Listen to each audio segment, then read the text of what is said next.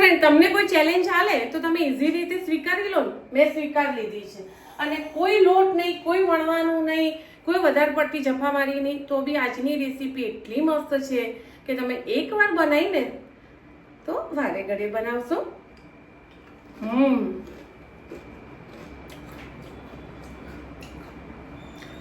આ ગરમીમાં ચોક્કસથી એકવાર ટ્રાય કરજો. મન તો તૃપ્ત થશે પણ પેટ ઠંડુ ઠંડુ થઈ જશે. ખાવાની બહુ જ મજા આવશે. તો ચલો રેસીપી બતાવું. એકદમ ઇઝી છે અને ખાવાની તો જલસા પડી જશે. હેલો ફ્રેન્ડ્સ, જેમ બે જય માતાજી. કેમ છો બધા? મજામાં? સ્વાગત છે તમારું મારી રસોઈની ચેનલમાં.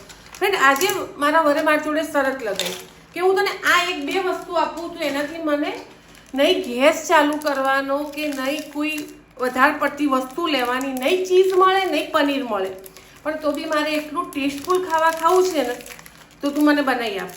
તો વિચારો ફ્રેન્ડ, તમને આવી ચેલેન્જ કોઈ આપે તો તમે શું કરો? આપણે હથિયાર તો નાખી ના દઈએ ને, કારણ કે આપણું હથિયાર જ રસોઈ છે, બરાબર? તો મેં એ ચેલેન્જ સ્વીકાર લીધી છે, બરાબર? હવે સ્વીકારી તો લીધી છે, પણ હવે બનાવીશું એ બી હું વિચારી રહી. એમાંય બિસ્કિટ તૂટેલું આવ્યું છે.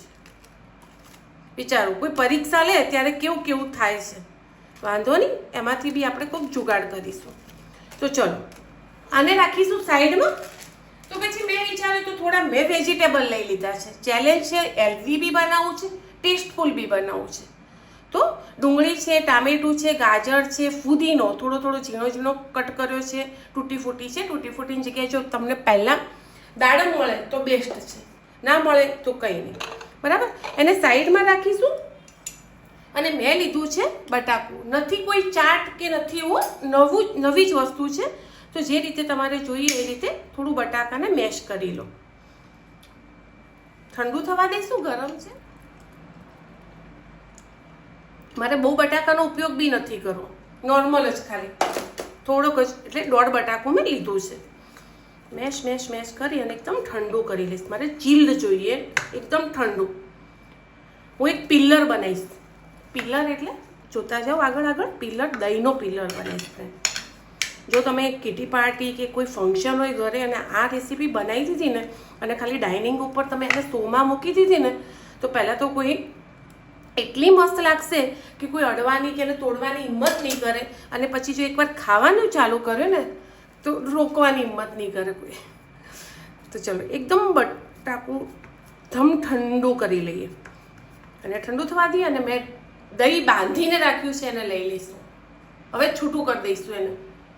દહીંને છૂટું કરું, એ ગરમ થાય. છૂટું કરવું એટલે ગરમ થાય ને. આપણે બાંધ્યું છે એટલે એને ગુસ્સો આવ્યો હોય તો એના પહેલાં મેં એકદમ પહેલાં આમાં એનો મસાલો કરી દઉં કે એકદમ મસ્ત ટેસ્ટફુલ લાગે. એના માટે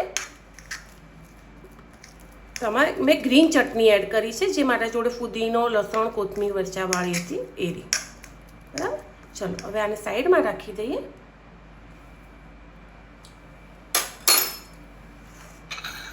હવે એક સારી ડીશ લઈ લો પિલ્લર બનાવવા માટે. જો બટાકું ગરમ છે, આ રીતે જે રીતે બનાવી હોય રેસીપી, મતલબ ખાવાનું વધારે ઓછું એ તમારે નક્કી કરવાનું. તો મેં બટાકાનો પિલ્લર કર્યો છે.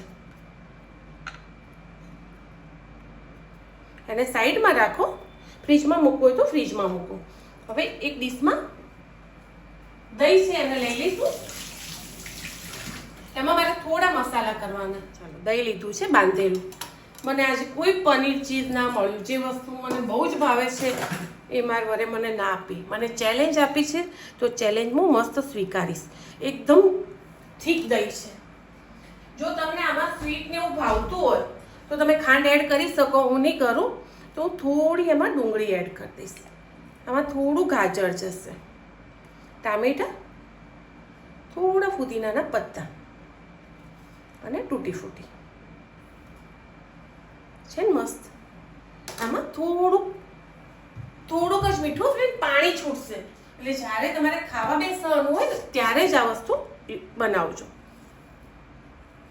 ચાટ મસાલો લેશો તો બી ચાલશે.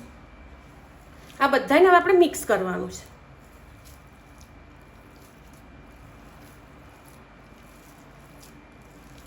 ચીઝ પનીર વગર બી તમે સારી સારી વસ્તુ ખાવામાં બનાવી શકો છો ફ્રેન્ડ. છે ને મસ્ત.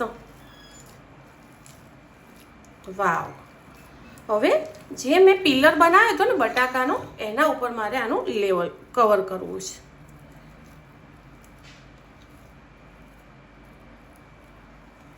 હાથ મારા ક્લીન છે. ઓકે,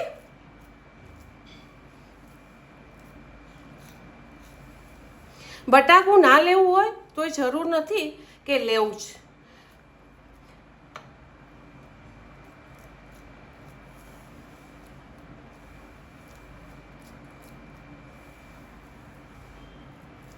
આને તમે હાથથી ના કરવું હોય ને તો ઉપર પ્લાસ્ટિકની થેલી બાંધી દો.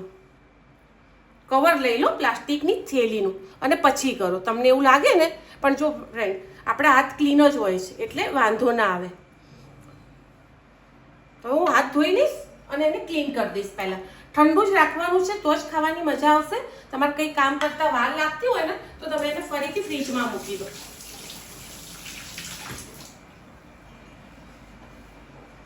બહુ જ મસ્ત કવર થઈ ગયું છે. હવે હું એને પાછું બીજી તૈયારી કરું ત્યાં સુધી થોડું સેટ કરું. કોઈ ટેસ્ટમાં આપણે કોમ્પ્રો નથી કરવાનું ફ્રેન્ડ. તો એના માટે થોડી તમને એવું લાગે તો ઉપરથી થોડી ઈચ્છા હોય લેવી હોય તો જ થોડી ચટણી એડ કરો. ઉપરથી થોડું કેચઅપ એડ કરો.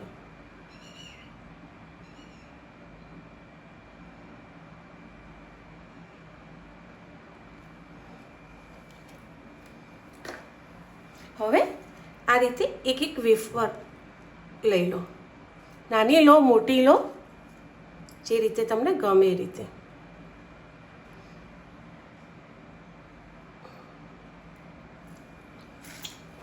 વાવ, એટલું મસ્ત બન્યું છે ને ફ્રેન્ડ. તમે આ કોઈ ડાઇનિંગ ઉપર મૂકી દો અને કોઈને મોઢામાં પાણી ના આવે ને તો એ વ્યક્તિ ખાવાનું શોખીન નથી. બરાબર? તો પછી તમે એ વ્યક્તિ માટે ક્યારેય તમારે ખાવામાં મહેનત નહીં કરવાની છે ને. એકદમ યુનિક અલગ જ ટેસ્ટ તો તમે ખાશો એટલે ખબર પડશે, પણ દેખીને બી તમને એમ લાગશે કે વાહ. દેખાય છે ફ્રેન્ડ? બહુ જ મસ્ત બને છે. તો તમે બી બનાવજો. આ એક યુનિક, એક અલગ જ રેસીપી. તમને બી મજા આવશે. ફેવરીન બી બતાવી દઉં. એકદમ ટેસ્ટફુલ છે, ચટણીવાળું છે. હજુ હું અંદર લગાવીશ જેટલી વેફર અલગ અલગ આવે એમાં, તો થોડી વેફર બી વધારે મળે અને ખાવાની બી મજા આવે. છે ને? એકદમ સાદી સિમ્પલ રેસીપી છે ફ્રેન્ડ. તમે ટ્રાય કરજો, મજા આવશે. પણ કોઈ ફંક્શન હોય ને આવું બનાવ્યું હોય ને તો ખુશ થઈ જશે. અને સિમ્પલ છે, કંઈ જ આમાં વધારે છે નહીં. હવે હું મારી ચેલેન્જ લઈને જાઉં છું મારા વર જોડે અને પૂછું કે ભાઈ તમને કેવો લાગ્યો. ઓકે ફ્રેન્ડ, મળીએ આગળના નવા બ્લોગમાં. બાય.